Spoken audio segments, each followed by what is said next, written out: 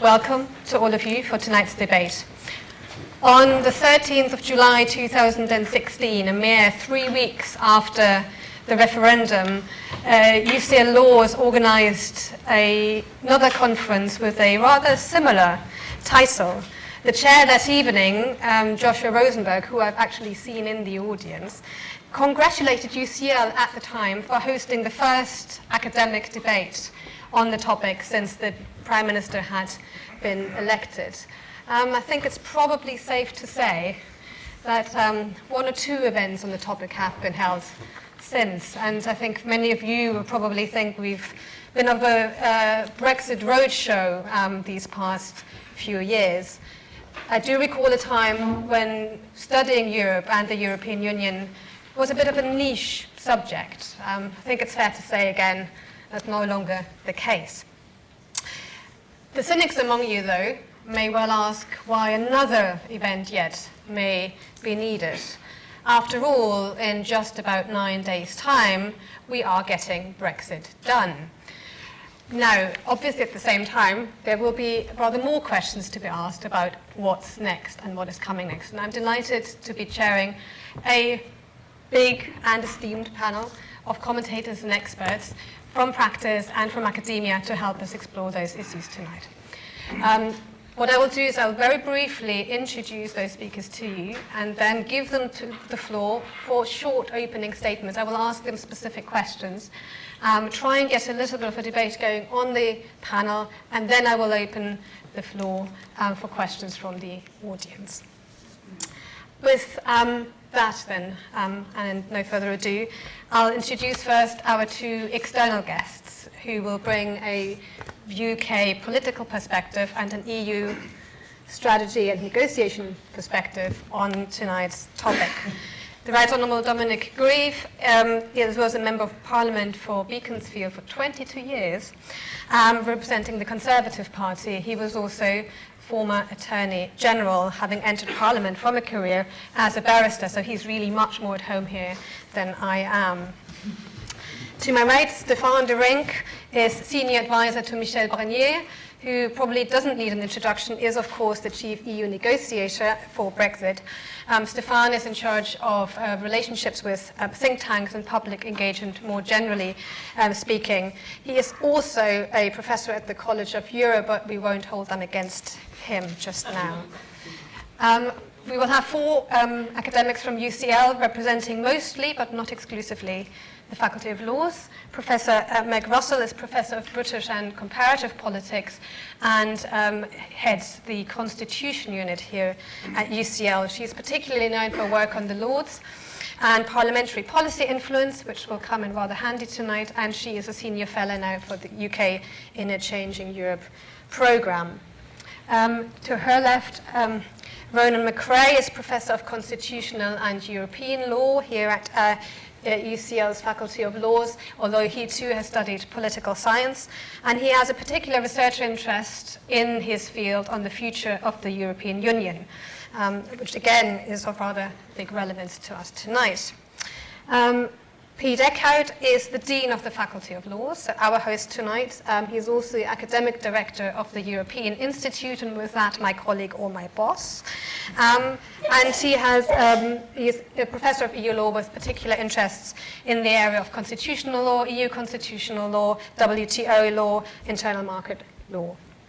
And then to his right, Professor Eloise Scottford is Professor of Environmental Law, and she too has a research interest in many different aspects of environmental law inside and across various jurisdictions, including UK, EU, Australian law and international law.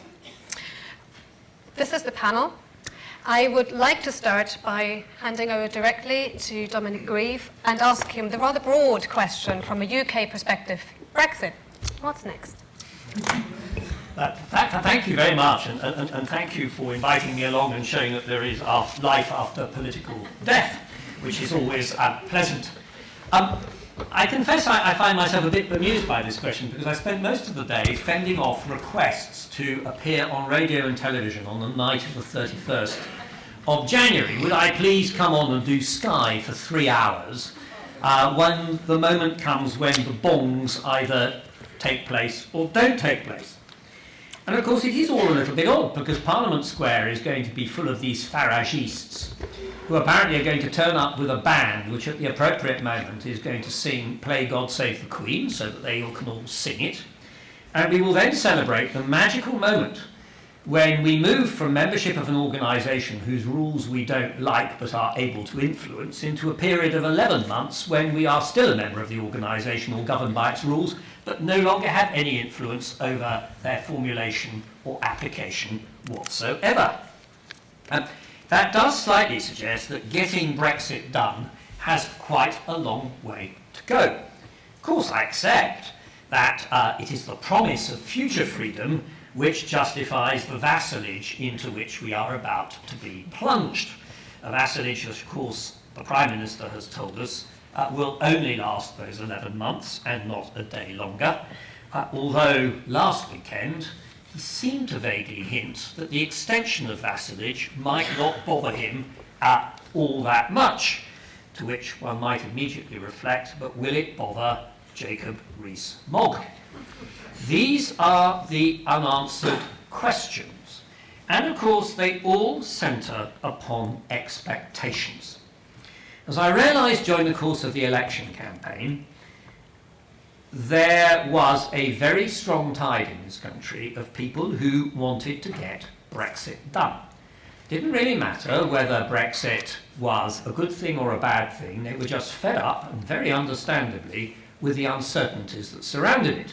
And indeed, one of the problems that somebody like myself had as a candidate was I had to accept that actually what I was offering at best was a further period of uncertainty when we tried to struggle towards a second referendum that might resolve the matter, which had been my policy position. Indeed, I realised the moment the election came that the chances of those of my views prevailing was likely to be very slender indeed. But it doesn't answer the question about the expectations. And I think that what I picked up during the campaign so forcefully was how diverse those expectations are. One end of the spectrum, there are some people who just think it's going to do us a bit of harm but just want to get it over and done with, and could we please have some long-term stability. In the middle, there are undoubtedly a group of people who think that there may be some opportunities from Brexit, although there are also some downsides. But one of the features of the whole Brexit debate, and I think it's become more and more clear since the referendum took place, was the extent to which the initiation of what is in fact a revolutionary process tends, as so often happens in revolutions, to be hijacked or promoted by those of the more extreme viewpoint. And that takes one inevitably towards not just leaving the European Union, but justifying and making leaving the European Union work for the United Kingdom in terms of a transformed future for the country that is significantly different from what it had in the past.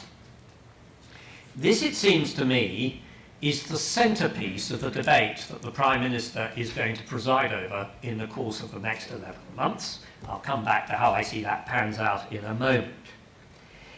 Because he is going to have to decide whether the future of the UK is effectively to remain relatively tied to our European neighbours in terms of the regulatory frameworks we have to facilitate trade and indeed tariffs, but I see the tariffs as being of secondary importance, or whether he wishes to strive for a level of regulatory divergence which might unleash this hidden potential of the United Kingdom to turn itself into a major global player.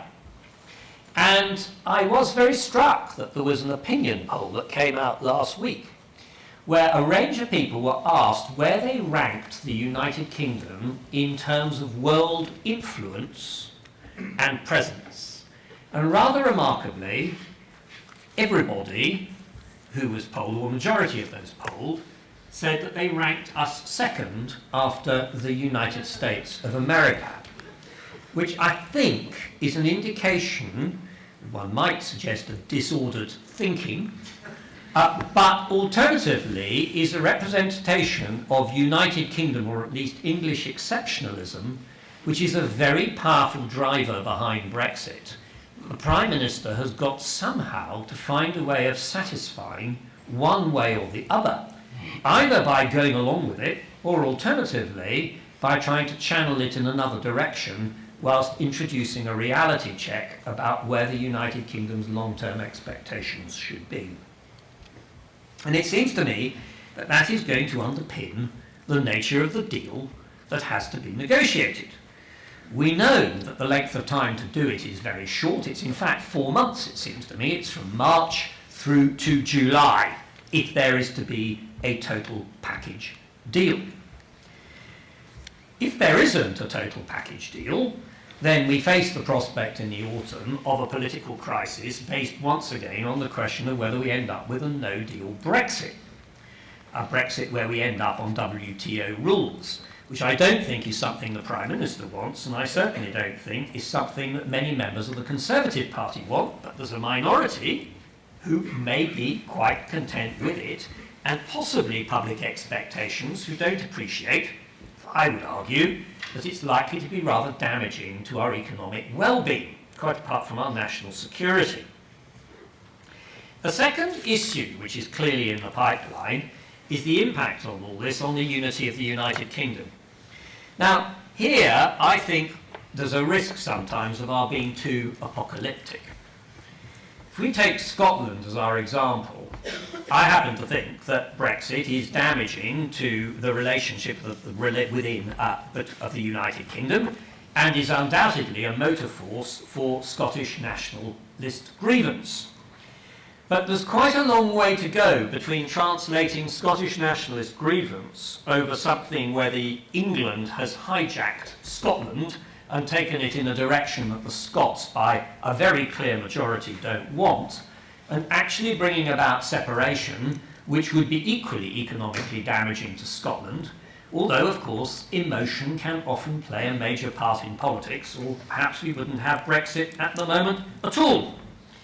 It's an unanswered question, but I suspect it's one that is going to take more than 18 months to come to fruition, because it seems to me that the key moment will be whether the Scottish National Party are able to form a government in Edinburgh in 2021, which commands a majority either on its own or with the Greens or anybody else, sufficient to enable them to demand a second referendum. Until then, I think the Prime Minister can probably fend it off.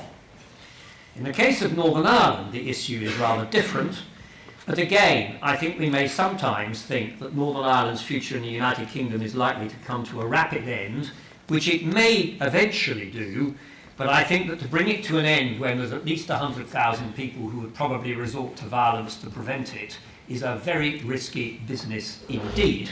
And I worry much more in Northern Ireland context about a deterioration into violence first than into eventual unification of Ireland. But both are factors that the Prime Minister is going to be unable to ignore, and I suspect they will grow over the coming period. Now, making predictions is very risky, but it does seem to me that there are a couple of points that we need to keep in mind. Strikes me that it's going to be very difficult to make a deal in the course of the next 11 months. Certainly a final deal, and I happen to think that in the dynamics of politics, there are no such things as final deals because static conditions very rarely last. So I think I'm probably a subscriber to the Ivan Rogers view that we are going to end up with a number of short-term, dirty, quick deals. That's to say sectoral agreements to cover key sectors that matter to our European partners and ourselves, and in fact we're going to find ourselves in 4 or 5 years of lengthy negotiation over a settled relationship with the EU. But I shall be interested to hear from Stefan in a moment about where he thinks that might go. I don't think there's a desire to crash out on either side, but I do think there are risks.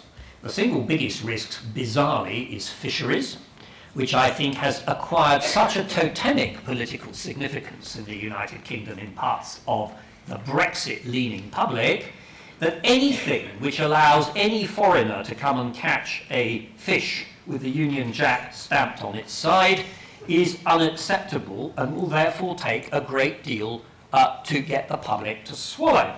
And I think it's one of the biggest risks the Prime Minister faces in the course of the negotiations, because the simple, blunt truth is that access to UK waters for fishing is much more important to our continental neighbours, France, Belgium, the Netherlands and Denmark, and Spain, than it is in practice to us. The other thing I think that we have to bear in mind in the UK context is populism. There is no doubt that populism has been a driving force behind aspects of Brexit.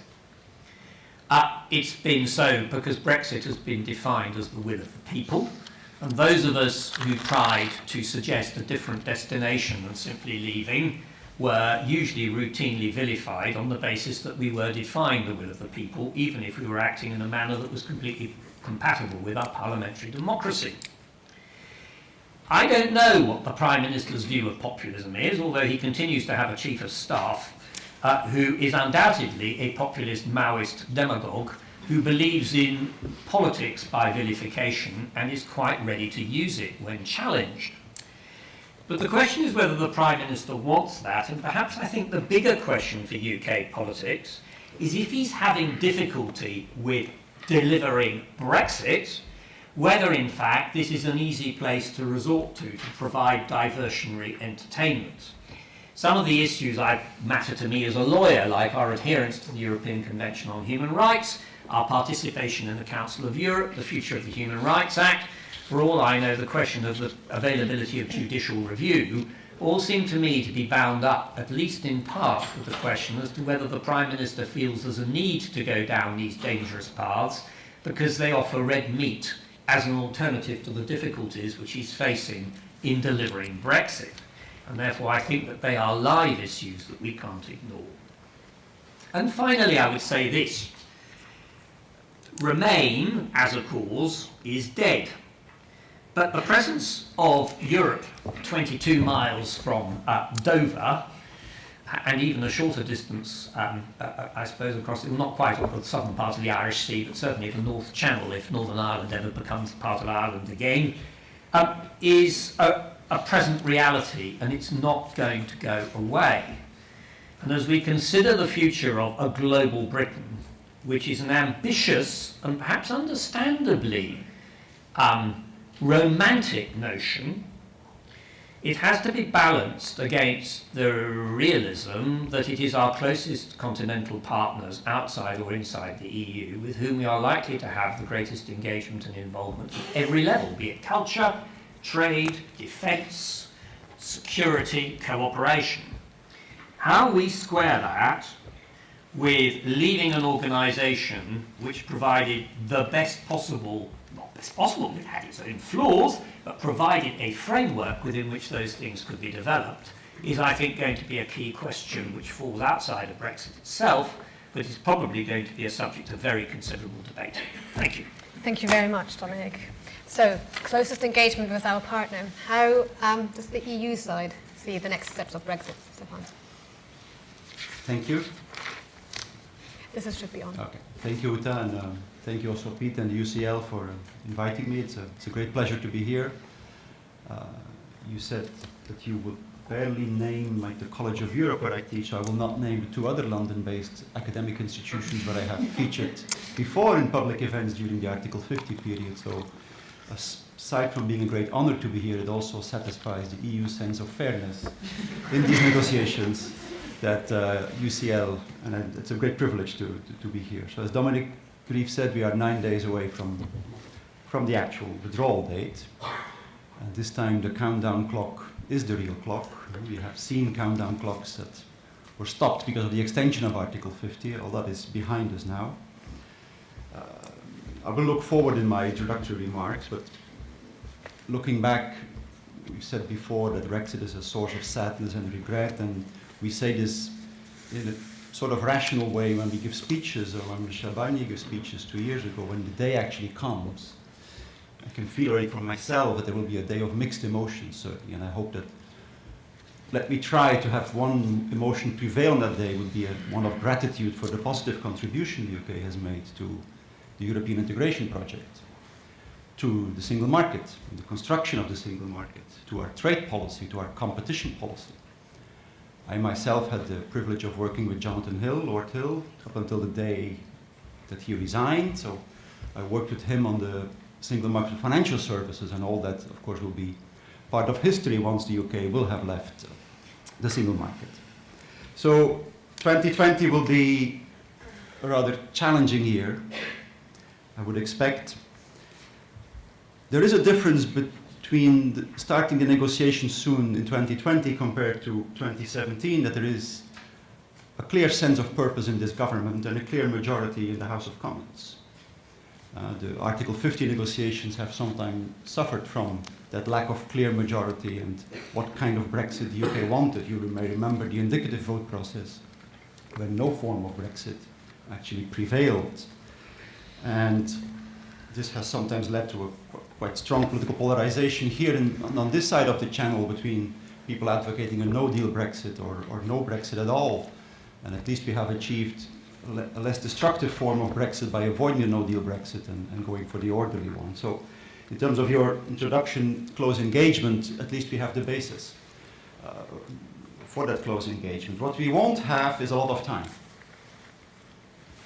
When we negotiated the Article 50 agreement and we discussed the length of the transition period with Theresa May's government, on our side and the EU side, and this brings me back to exactly 2 years ago when we had discussions with the member states, we thought that 21 months was a rather short transition period in terms of the negotiation that will need to be done, which is one of the purposes that transition period serves. Now, it's a choice made by the UK government to limit the time that we have available. EU law continues to foresee that choice in the withdrawal agreement, but any decision to possibly extend the transition will have to be taken by the 30th of June 2020. Beyond that, there is no possibility to extend the transition period. So I think we are looking at 4 months is perhaps a bit on the low side, but we're not looking at a lot more. We're looking at 7-8 months of actual negotiation time ahead of us. And there should be no misunderstanding on the fact that the next phase will be more complicated to negotiate than the withdrawal agreement. The construction of the text for the withdrawal agreement was not always easy, but compared to the construction of the text for the future relationship agreement, we are talking about 2 different kinds of exercises. And the limitation of the time must lead to some dose of realism on what can be achieved in that phase. In terms of the immediate process ahead of us, so once the UK will have withdrawn, the European Commission will submit to the Council negotiation directives. We hope, and the European Council has also expressed that hope, that the Council will swiftly adopt those. We are looking at one possibility of the General Affairs Council on the 25th of February adopting the negotiation directives, which would then pave the way for us as the negotiation team, as European Commission, to open the negotiations shortly after that with the UK. It is clear that if I turn to the substance, that the European Union's objectives in these negotiations will lie in the continuity of what the European Union has said for the last 2-3 years. And the EU leaders in December, when they met, reconfirmed that the guidelines they have adopted on the future relationship in the past, the ones from March 2018 notably, and the political declaration that they have agreed to with Prime Minister Johnson and his government, are of course guiding these negotiations. And so we will continue defending the integrity of the single market, the integrity of the customs union, the autonomy of the union's decision making in terms of the future relationship. We will continue defending a single market which is not to be cherry-picked or sector by sector participation of the single market. All of these guidelines that have guided us up until now will continue to guide us in 2020. Within that context, we are looking at a possibility of a relationship in the trade side where we will have 0 tariffs and 0 quotas between the EU and the UK. And that is a pretty generous offer from the EU, I would say, to consider that, because this is a market of 450 million people at the doorstep of the UK. So in terms of some of the stories I read this morning in the media, I think we need to stress that this is not something that any other third country has, in fact, across the board, zero tariff, zero quota access to the market. But that access can only come about insofar as there are sufficient guarantees for open and fair competition between the EU and the UK in the future relationship agreement. Again, the EU leaders have been very clear about that. Now, I understand that Dominic also referred to that. There is a discussion on alignment and divergence and all those kind of issues, and there's certainly a cost in terms of divergence, in terms of the quality of access to the market. It is not always clear to me what in the public debate is being referred to. You can diverge on product standards, that is one thing. You can diverge on the standard for open and fair competition, that is a totally different thing. What we have already agreed with the UK, there will be common standards. That's part of the political declaration. Common standards on competition, on social environment, on relevant tax matters. We will have discussions, no doubt, on the domestic enforcement of that, the dispute settlement mechanism between the EU and UK on that, what happens in case of non-compliance and remedies and measures that parties can then take in terms of if one of the two parties does not abide by standards for curbing harmful tax practices, state aid issues, climate change related issues, carbon pricing issues, what have you. Sometimes people refer to Canada in this context, but Canada is far away. It's kind of a trivial statement. The UK is very close, and the proximity of the UK to the EU is mentioned, the geographic proximity of the UK, as one of the underlying factors that justifies why we need such strong guarantees on open and fair competition in the future relationship, as well as the interconnectedness between the UK and the rest of the EU economy. The rest of the EU is, by the way, a label which we will cease to exist, cease to use in 9 days, or at least that's a positive impact in that, if I can put it like that. So, to sum up on those issues, the free trade relationship can be an ambitious one, but it cannot be one that amounts, of course, to the benefits of customs union or single market, because you understood that the UK doesn't want the obligations that come with that. But there will be obligations on open and fair competition, which will be, no doubt, part of our discussions in 2020. Very briefly, on the internal security side, we also look there at a close cooperation and possibility to have common responses in the common interest of the EU and the UK. But again, there will be a number of prerequisites that will have to be discussed, such as adequacy of data protection on the UK side, or the Convention of Human Rights, which is mentioned as one of the cross-cutting issues, and the UK's commitment to the Convention of Human Rights, in terms of building the cooperation on security. The political declaration also mentions the possibility to rely on the European Court of Justice for internal security cooperation, in case you would use union law for such cooperation, which would mean you would have a much closer cooperation, of course, than if you do not use union law. But those are always choices also the UK will have to make. President von der Leyen had a speech at another university, which again I cannot mention, said basically there's a trade-off. There are consequences to choices. And there's a trade-off for saying issues like we will not align, or there's a trade-off for issues like we cannot have a role for the European Court of Justice, then of course you exclude the use of union law. So let me skip the points on foreign security policy and governance, but the governance point will be an important one. And it's part of the reply to what Dominic Grieve said earlier on possible scenario. The overarching institutional framework of the future EU-UK relationship with linked chapters and agreements is certainly part of our political declaration, and it's certainly one the UK has also agreed to, and one which we'll want now to see how that pans out in practice. Two brief points before wrapping up, if I may. 2020 is not just about the future relationship, it's also about the implementation of the withdrawal agreement. Notably the Northern Irish Protocol, where we will have to be extremely disciplined to get it up and running in 11 months, to have the UK authorities apply the checks that the UK has agreed to apply. The Union's Customs Code, the Union's single market standards continue to apply in Northern Ireland as of 2021, and the UK authorities will apply that in a framework embedded with the union's institutions playing also a role there.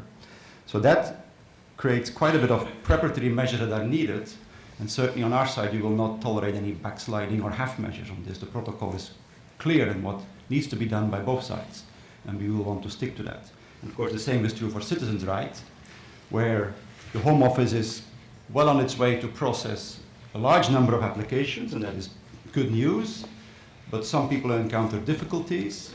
There's the question if some people, for good reasons, do not meet the deadline of application, what happens to them? Again, there are clear guarantees. They're in the withdrawal agreement, which we will need to look at. It's a legal issue, and as President von der Leyen said, it's also a moral imperative that we will want to stick to.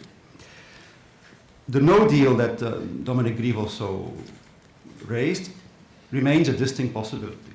One we will try to avoid, just like we tried to avoid it in the past, but not at any price.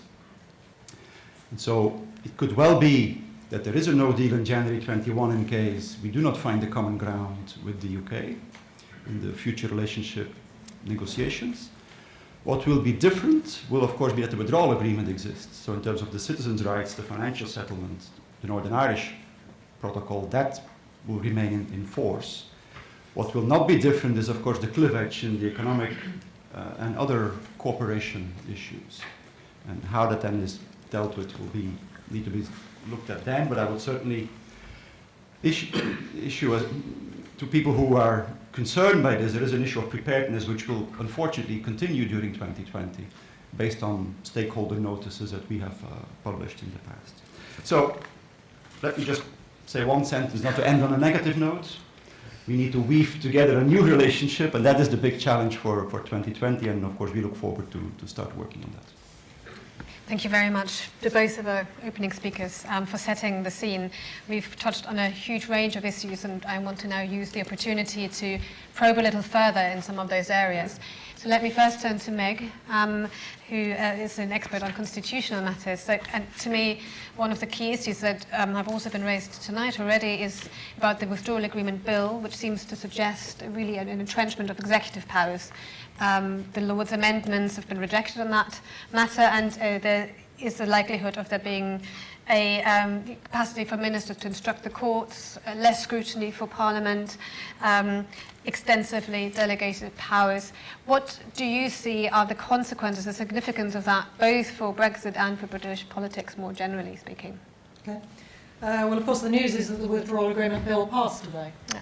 The House of Commons rejected all 5 of the defeats that had happened in the House of Lords, which means that all in all, the bill passed with not a single amendment, not a single government concession on anything, and the Lords' amendments on things like citizens' rights, the role of the courts, and the extent of delegated powers in the bill were simply rejected in the House of Commons. So that maybe tells you something about the new mood. But also, it's worth comparing the version of the bill that has just passed with the version of the bill that was published before the general election in rather different circumstances of minority government. And there were key changes between the two bills with the removal of various aspects of parliamentary oversight, which had been put into the original bill. So there was a requirement for Parliament to approve the negotiating objectives, the government's negotiating objectives, for the government to report regularly to Parliament on the process of the negotiations, and there were enhanced procedures for parliamentary approval for the future relationship treaty. That all came out. In addition, of course, the government took out the requirement for parliamentary approval to any extension to the transition period. Rather more surprisingly, they actually replaced that with a clause making it impossible for the government to seek an extension to the transition period. I find the second of these quite odd. The government was binding its own hands. I mean, this was a bill which would only apply to this Prime Minister and this Prime Minister alone. If there was anybody he wasn't trusting, it was himself. So to entrench that in law was quite a strange thing. The other removal of parliamentary oversight perhaps looks at one level logical if you're moving to a situation where you've got a strong parliamentary majority, but at another level I think it's actually wrong-headed, because if you've got a strong parliamentary majority you shouldn't be frightened of Parliament. And actually, as Robin Cook, esteemed parliamentarian and leader of the House of Commons, used to say, good scrutiny leads to good government. In all of my work looking at the way that policy influence works in Parliament, is that oversight actually, it doesn't just give parliamentarians an opportunity to change policy and to defeat the government. It actually forces the government to think through what its policy is, because it knows that it will be subjected to scrutiny. So I think the risk is that by removing this oversight, the government actually doesn't think through its policy as clearly as it would have done if the oversight had been left in. So maybe you go into negotiations with objectives which are not as clear if you haven't had to defend them in public, and so on. And the other effect of it, aside from maybe making government decision-making worse, is that potentially, of course, you do store up problems for relationships with Parliament later if you make mistakes and you have not engaged in a dialogue with Parliament about the policy at the outset. So you could anger people on your own backbenches. What do all of these things suggest about the likely future dynamics? I think that the kind of macho stance taken over this bill, it may continue into future bills, which would be worrying for those reasons in terms of bad policy making and bad relations with Parliament. It may soften, of course. You know, it was natural that there would be a bit of machismo over this in the run-up to the 31st of January. But one point which was made to me the other day was, in some ways, they are going to want to batten down on this stuff, because in terms of parliamentary oversight of treaties, for example, there may be some rather controversial treaties coming up, for example, trade agreements with the US, which they may prefer not to be subject to too much scrutiny on in Parliament. More generally, I think that there are concerns, and we need to watch carefully this government's attitude to parliamentary oversight, given some things that have happened in the past. Dominic Cummings has been mentioned. Of course, he is one of the people who is literally, has been literally found in contempt of Parliament for refusing to give evidence to a select committee. Boris Johnson, prior to the general election, cancelled 3 appointments to appear in front of the House of Commons Liaison Committee. And then obviously we had the prorogation decision. Most recently, just in the last few days, we've had this suggestion that the House of Lords should move to York, which might seem a bit off topic. But to me, as somebody who specialises in the House of Lords and parliamentary scrutiny, it does show a certain misunderstanding about the extent to which ministers are required to appear in front of Parliament, to do things like answer questions and appear in front of select committees and take bills through. How do you do that if part of Parliament is at the other end of the country? There are 2 things, I think, on the horizon which have both been already touched on, which we should watch. We might call them challenges connected to all of this stuff. One is the promise to set up this commission on the Constitution, Democracy and Rights, which is charged with examining, and I quote from the manifesto, the relationship between the government, Parliament and the courts, the functioning of the royal prerogative, the role of the House of Lords and access to justice. On the prerogative powers, we know that they want to repeal the Fixed Term Parliaments Act, but how far else they want to go in taking back powers to the executive from Parliament, we do not yet know, and that's a bit troubling. One of the things that we've seen, I think, is increasingly arguments about popular sovereignty coming from the referendum being used actually to strengthen executive sovereignty, which is ironic, given that the whole point of Brexit was to go back to parliamentary sovereignty in the UK. And the other thing that I think we need to worry about is what Dominic referred to in terms of populism. We've heard about, we've heard lots of anti-parliamentary rhetoric. This Parliament does not have the moral right to sit, we heard. In Johnson's conference speech, he said this was after the prorogation decision. If Parliament were a school, Ofsted would be shutting it down. We've seen the hashtag People versus Parliament, with some pretty nasty stuff on Twitter. This is pure populism in terms of a pure people pitted against an out-of-touch, corrupt elite. And we need to be very, very careful where this is going.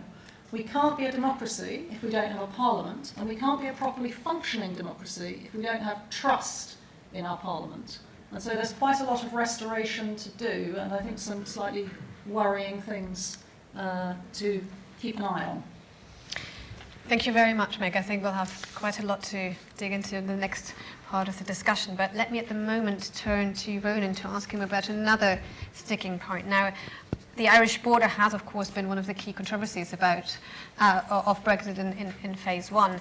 Now, we do have an assembly again in Stormont, but as Stefan said, the implementation of the protocol is going to be a real difficulty, and the future relationship will be will contain a few surprises on the way, no doubt. So, what do we need to watch out for exactly in phase two? What are the key points from your point of view? Okay, thanks all for coming. So I think actually the Irish government's point of view, or the view in Ireland, seems to be that everything's gone great. The Irish government got what it wanted in the agreement, no imposition of physical infrastructure at the border. I'm not sure the deal they have is going to look as good in 12 months' time, because the deal they have avoids infrastructure hardening the border between Northern Ireland and the Republic by cutting Northern Ireland loose from the UK on goods, customs and VAT, but he does that in order to let the rest of the UK pursue a more distant economic relationship from the EU than Theresa May's government was pursuing. And what that means is in 12 months' time, we're likely to have significant east-west, Ireland, UK, trade barriers once the transition period ends. So first, that will be very difficult for particularly Irish agriculture, but Irish business in general. Second, even in terms of north-south relations, services are not covered by the Northern Ireland Agreement. So if the UK government is serious about not extending the transition period, we may not have time for an agreement that covers services. So trade in services between Belfast and Dublin could become very much more difficult. We also don't know how the British government is going to how cooperative the British government will be in operating the protocol that's been agreed. It's true that, as Stefaan De Rynck said, the EU will take a dim view of backsliding, but if negotiations are going very badly, what can the EU realistically do if Britain won't play ball? If they're going to get kicked out of the single market anyway, then what's the threat? Northern Ireland could end up as a kind of strange hybrid where effectively an EU member for goods and a non-EU member for services. That could be maybe the best of both worlds, or it could be falling between two stools and having double regulation. I think it's also, in terms of looking out for the future, it is important, as Dominic Grieve said, not to overestimate the likely consequences. Particularly, there's a lot of talk of Irish unity. And I think I would query some of that. One of the things to think about is that actually when it comes to Northern Ireland and links to Northern Ireland, both the British and Irish governments have not had the closeness of their relationship to Northern Ireland as their number one priority. Boris Johnson cut the DUP ruthlessly adrift and is willing to loosen ties between the UK and the rest of the UK and Northern Ireland in order to let the UK have its desired more distant relationship from the EU. The Irish government made the same decision in that it was willing to harden the border, if it came to it, regretfully, with Northern Ireland in order to maintain its desired close, full membership of the EU. And that actually, if you look back at Irish history, is consistent with Irish policy for the last 100 years. On every occasion that it's had to choose, 1921, 1925, World War II, outbreak of the Troubles, when Irish governments had to choose between pursuing closer relationship with Northern Ireland and maintaining the stability and full independence of the Republic, they've chosen the latter. And they made the same decision in 2019 when they made it clear that they would be willing to harden the border in order to maintain Ireland's full EU membership. So I think that should put a dampener on any discussions immediately of Irish unity. Brexit has unsettled things, demographics in Northern Ireland are moving away from the Unionist position, but the obstacles are enormous to unity. Economically, the Republic is probably unable and definitely unwilling to subsidise Northern Ireland as the UK does. And that's without even thinking of the symbolic changes of flags, anthems and things like that that people in the Republic may not be willing to make. And that's before we even think of including 1 million angry unionists in what is quite a happy and cosy political system in the Republic. Emotionally, perhaps Brexit makes Scottish independence and Northern Irish unity with the Republic more likely. Economically distant relationship between the UK and the EU makes them both much harder. So I think we shouldn't get carried away. Thank you very much, Ronan. Interesting points. I want to come back to the union question later on, also quizzing Dominic here. But for the moment, let's look at goods versus services. Generally, the question of trade, which of course is the cornerstone of the UK's future role outside the European Union. So, Piet, tell us more about negotiating that UK-EU FTA this year. Thank you, Uta. Brexit, what next? For me, it's only starting to get interesting because we are going to negotiate a trade relationship, which is going to be much more difficult, I think, to negotiate than the withdrawal issues, citizens' rights, and the contribution to the budget. So I thought I would use my couple of minutes to say a few more words about what I think will be the key issue in those negotiations, and to try to clarify a little bit further, at least my own understanding, hopefully correct, on concepts which are used rather freely around alignment, divergence, level playing field, frictionless trade, because I fear there's still quite a lot of misunderstanding. Now, when I say that, I know that we always have very educated audiences at UCL, and so I do apologize if I'm pushing at open doors. But the first point I'd like to make, which is being repeated often, and Stefaan has said it too, but it's important to understand it fully, I think, is that leaving the single market, which is the clear plan to have a mere trade agreement between the UK and the EU, not part of the single market, meaning leaving the single market means that frictionless trade is lost, period. And this does not crucially depend on the extent to which the United Kingdom remains aligned with EU regulations, for example, EU product regulations or EU services regulations. It does not matter. Why does it not matter? It doesn't matter because the United Kingdom will be outside of the EU legal system. And it's really important to understand it. If I can give just one example, which I've always used in that context, it's an old example. There's a single market in toys. That single market is governed by a directive of the European Union, which lays down basic safety standards for toys to be traded freely on the single market. Any member state has to comply with the directive, and any company producing in a member state in accordance with the directive has free access to the whole of the single market. Now, I have no doubt that for probably many more years, the United Kingdom may very well retain the exact same standards as currently apply within the European Union on the safety of toys, but the mechanism of the directive is lost because it's no longer part of the law governing trade between the United Kingdom and the European Union.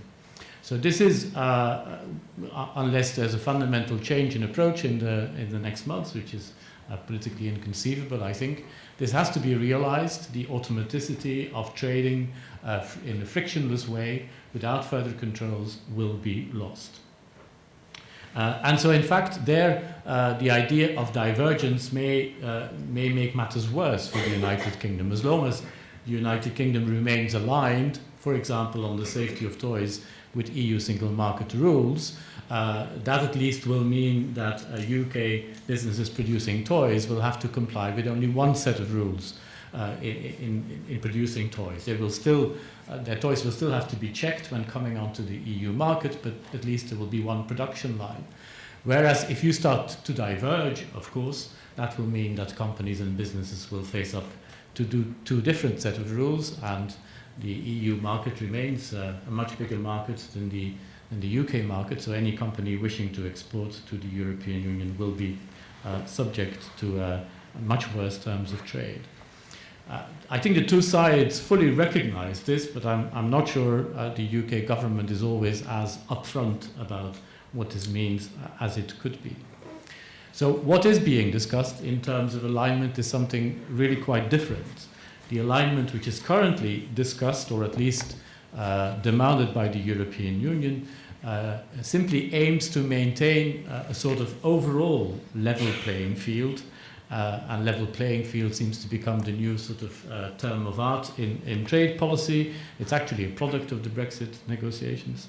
But the level playing field, which guarantees that the United Kingdom will not use the opportunity of Brexit to deregulate in a number of different areas of policy making in such a way as to become a competitor with the European Union, which undermines particular standards in the European Union. So this is not concerned with product regulations or with specific services regulation, be it financial services, transport, anything.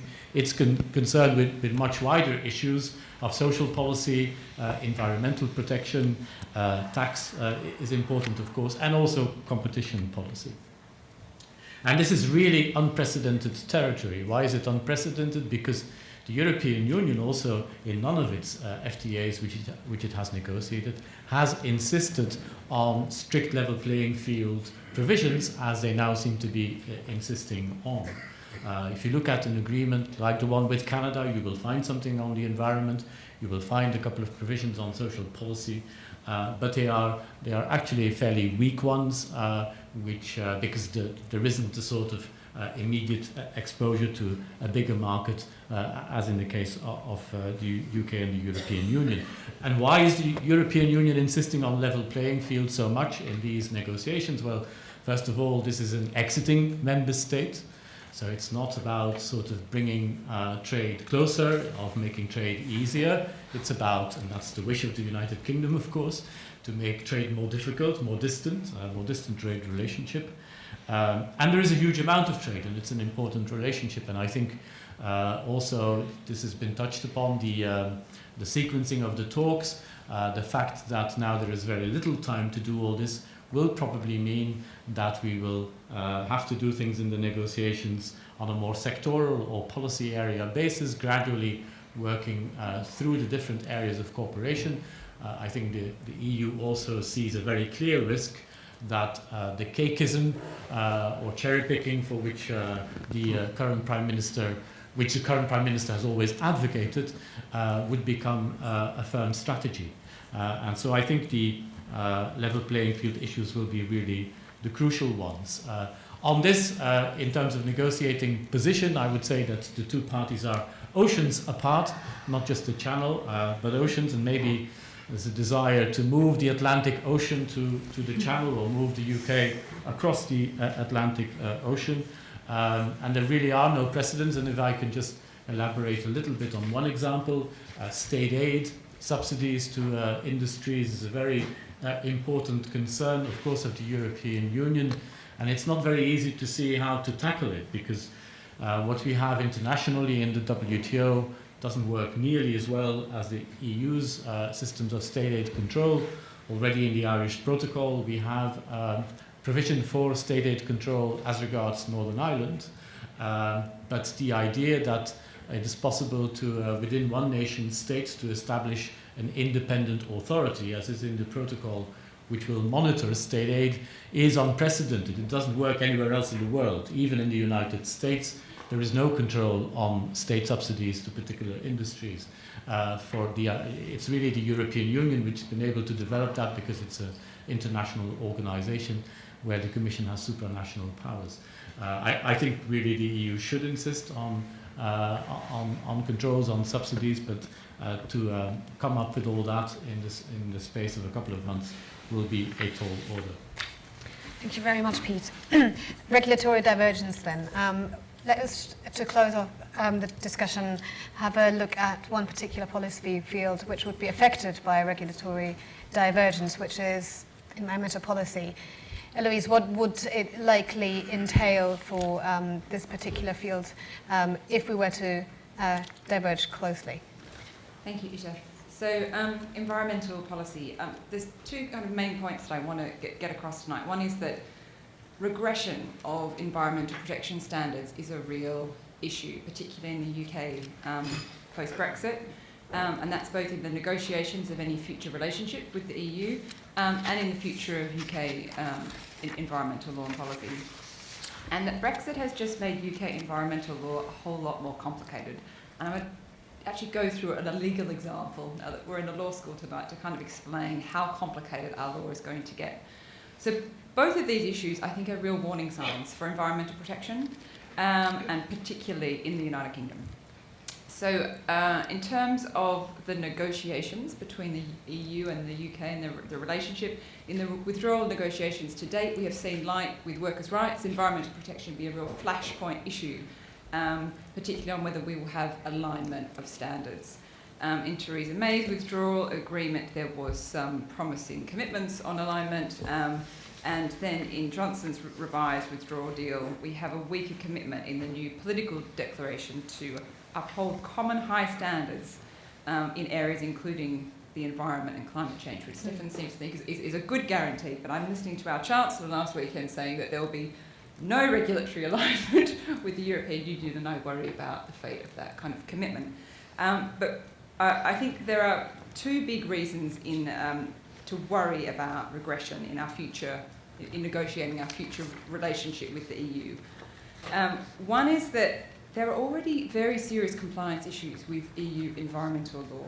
Air quality standards, water quality standards, these things are not yet being well implemented across the European Union, including in the United Kingdom. So we're not where we want to be on environmental protection in the EU, and that means when we get to the end of a transition period, we don't have a level playing field on environmental protection. In fact, and we can't assume that we have a level playing field for competition purposes, and it means that any threat of regression is even more worrying from an environmental perspective. And second, as Piet said, EU trade deals in the past have not been very good vehicles for maintaining high environmental standards. There are often provisions on environmental protection, but they do not have strong provisions on maintaining high levels of environmental protection. So a post-exit trade deal with the EU is not guaranteed to lock the UK into high levels of environmental protection on past practice. And certainly, as Meg mentioned, negotiating other UK rest of the world trade deals may well exert deregulatory pressure in this policy area on the United Kingdom.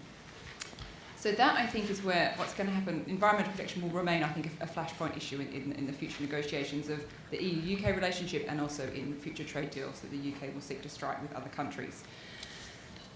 In terms of what Brexit will do to this policy field of environmental policy, for EU environmental law, in one sense and policy, that will continue being a dense thicket of regulation and policy. The EU is a particularly competent actor in environmental issues in light of the shared nature of many environmental problems. And I liked Dominic's phrase of that the EU is not going away. I mean, that is particularly true for environmental issues.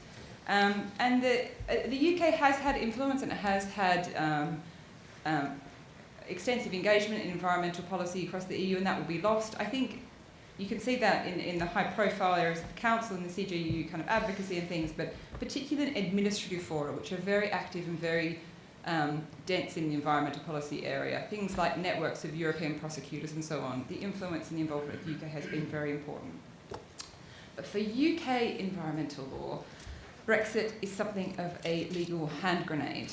And I'm going to make kind of 5 big points, and the first one is the one that I'm going to dwell on, which is the increased complexity that will come in our body of environmental law after Brexit. And this is through extraordinary legislative complexity that will arise to try and understand what our environmental law is, which is compounded by the fragmentation of environmental policy across the devolved administrations. So to illustrate what I mean by legislative complexity, I'm going to take out air quality standards as an example. Now, these have become very symbolic and important benchmarks for clean air across the European Union. A huge amount of campaigning, public interest litigation around air quality standards. So if we take English law, post-EU exit, as far as we can predict the future of what our law is going to be, just to know what our air quality standards are, we will need to look at least 5 pieces of legislation. So we will need to look first to the Air Quality Standards Regulations 2010, which implement EU law on air quality. But we will have to read these as amended by the Air Quality Amendment of Domestic Regulations EU Exit Regulations 2019. One of the bunch of big Brexit regulations that have gone through Parliament recently in secondary legislation. And similar Brexit-proofed secondary legislation will apply to Wales, Scotland and Northern Ireland. We will also need to look to similar but not equivalent air quality standards in our National Air Quality Strategy, which is separately introduced under our Environment Act 1995, which has already created some complexity in this area of air quality law. In addition, we will need to look at the imminently expected England mainly, because it's a bit of the other devolved administrations have been covered, but not consistently, Environment Bill, which is about to potentially arrive tomorrow or early next week in Parliament for its first reading. Should this become enacted in law, in a similar form to when it was introduced in Parliament before the election and fell, it contains further provisions for setting air quality standards on a different model of standard setting, long-term targets. They have to be capable of being achieved before they're set. They're subject to being lowered if they're too inconvenient. And under this model of standard setting, we have to have at least 2 new air quality standards, again enacted in secondary legislation, along with new, less hard-edged enforcement machinery, so they'll be enforced differently. If the legal obligations relating to any of these standards and how they might interact need to be interpreted in court, they'll be subject to different schemes of legal interpretation, thanks to the provisions of the European Union Withdrawal Act 2018 on the interpretation of retained EU law, which are potentially further complicated by the troublesome Clause 26 of the current European Union Withdrawal Agreement Bill that Meg mentioned has survived. The Lords' amendments tried to strip out this clause, which would give ministers power to issue delegated legislation dictating which courts and tribunals should be able to depart from CJEU judgments. Now, this picture of knowing what is a basic environmental standard and understanding related legal obligations is overwhelming for a legal practitioner, an academic, not to mention being the wickedest problem question we could give to a student. And this kind of legislative picture is very worrying for legal clarity, for transparency and for the rule of law. And it's the really boring technical stuff that's hard to make as a headline argument, but actually will ultimately be very problematic for delivering environmental protection standards. 4 other quick points I want to make is that as we transition to new regimes for environmental policy in this country, there are challenges in managing that change, for farmers in leaving the CAP, for industry leaving the emissions trading scheme, and there are real risks of regression of environmental standards. I could talk about that at length.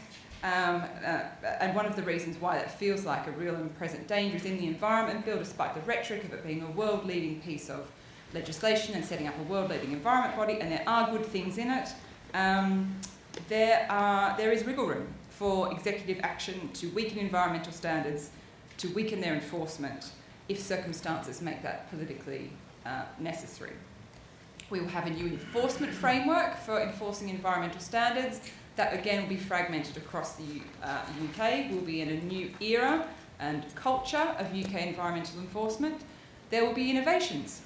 We might do some things better. Who knows? We will certainly try some new things, and there are some interesting innovations in the new Environment Bill, particularly the 15-year environment improvement plans that are provided for. And the last point I wanted to highlight is a lot more executive control is looming in this policy area. The Environment Bill marks a big shift of power over environment policy to the executive, and the constitutional move, I think, is particularly significant in the context of what our law will look like constitutionally post-Brexit. Stepping back from this legal complexity, I think the big picture is also quite concerning.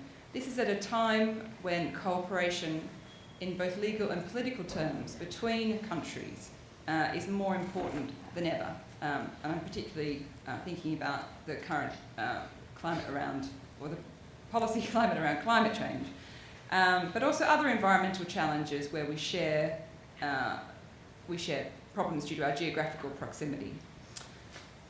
In that context, loss of common policy-making processes, common standards, common decision-making fora, common administrative fora inherently comes at a cost. Our established relationships between the EU and the UK may help allow cooperative relations to continue, and much will depend on the terms of the future UK-EU agreement. But before too long, I think we may well be looking at recreating new forms of EU-UK environmental law. Thank you, Eloise. Thank you to all our speakers. We've done what we usually do, as the British government does too. We take things up right to the deadline and then we go over it a little bit. So my apologies for that, but it shows you the extraordinary complexity of the topic at hand. The devil really is in the detail, as Eloise has just shown. It's also come to my mind just how appropriate now the EU motto is: unity and diversity. Unity in diversity, be it within the UK as the devolved administrations will become ever more vocal about what they need and want going forward, be it in the EU where I suppose the member states will also become more vocal about what they need and want going forward in phase 2, about constitutional matters, about policy matters and trade.